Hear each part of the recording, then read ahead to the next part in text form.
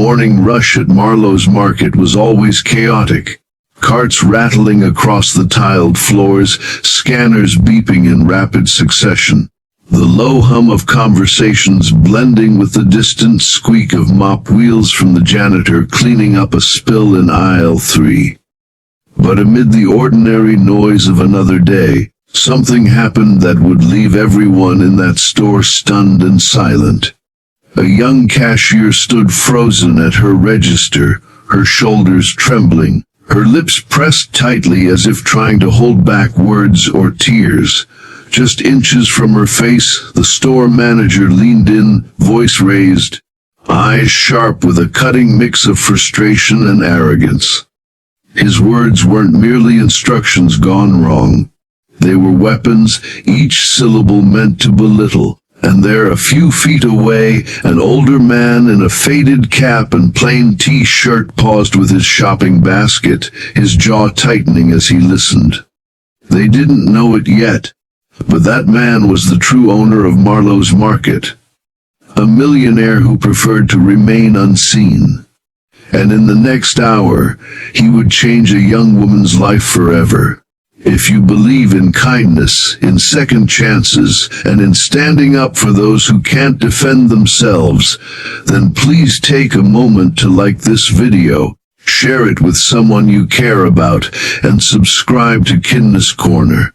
Your support helps us bring more real, heartfelt stories to light. And don't forget to drop a comment.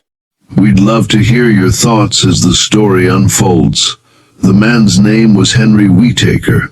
At 72, he had the kind of weathered hands and steady gaze that came from decades of hard work.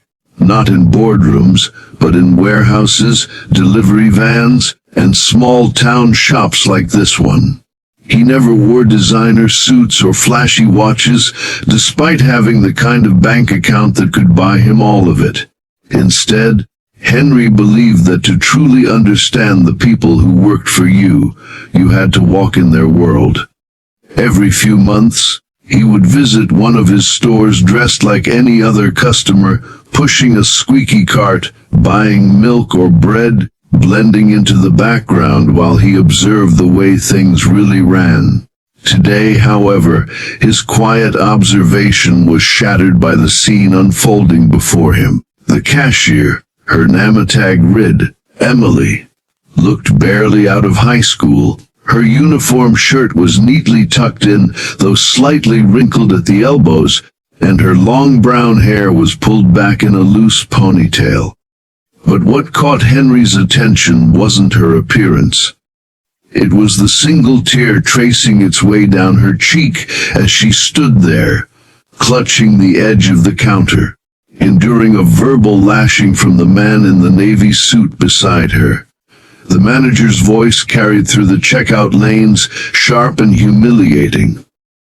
"You're very pretty, Emily, but pretty doesn't mean anything if you can't do the simplest things right." Henry's grip on his basket tightened. He saw the way customers in nearby lines looked away, uncomfortable, but said nothing. He saw the way Emily's breathing grew shallow, the way her fingers fidgeted as if she was counting seconds until it was over. Henry had been in her place once, decades ago, working at a hardware store where the owner thought belittling his employees in front of customers was good motivation. It had been the kind of treatment that could make you dread waking up in the morning. He knew the toll it took, not just on your confidence, but on your sense of worth. And now, watching Emily endure it, something inside him stirred, not just as a businessman, but as a human being. Emily had been working at Marlowe's for just under 2 months. She'd taken the job to help pay for her college tuition after her father's accident had left him unable to work. Between school, helping care for her younger brother, and her shifts at the store, she barely slept. But she had never complained. She smiled at customers, stayed late when asked, and did her best to learn quickly. Unfortunately, her best wasn't enough for Robert Kane, the store's manager. Robert valued speed over accuracy, obedience over initiative, and appearances over compassion. Emily's occasional mistakes, forgetting to double bag heavy items, entering a wrong code, were met not with quiet correction, but with public reprimands designed to make her learn the hard way. Henry watched Robert berate her for taking too long to process a transaction for an elderly customer. He noticed Emily nodding silently, never defending herself, never explaining that the woman had been paying with a jar of coins that took time to count. Henry also noticed something else. Robert's posture, the way he leaned too close, using his size and position to intimidate. It wasn't just poor management, it was bullying. Henry set his basket down quietly and walked toward another checkout lane, pretending to browse the gum rack while he observed. He wanted to see if this was an isolated outburst or part of a pattern. Over the next 20 minutes, he saw Robert snap at a stock clerk for being in the way, roll his eyes at a customer's question, and bark orders without a hint of respect. The more Henry watched, the more certain he became that something had to change today. But Henry didn't storm in and announce who he was. That wasn't his style. He believed people's true character revealed itself when they thought no one important was watching. So he waited, letting the scene play out, all the while thinking about the right moment to act. His mind drifted briefly to his own beginnings. A skinny kid who had bagged groceries after school to help his mom keep the lights on. Back then, a kind store manager had encouraged him, teaching him more than just how to stock shelves. He taught him about dignity, teamwork, and pride in doing a job well. That kindness had stuck with Henry for a lifetime. When the lunch hour rush subsided, Robert stepped away from the registers to check something in the office. Emily exhaled quietly, as if she'd been holding her breath the entire time. Henry saw her slip into the break room for a moment, her hand brushing at her cheek. He followed a few minutes later, knocking gently on the open door. Emily looked up, startled, her eyes red-rimmed but still bright with the stubborn determination of someone who refused to break completely.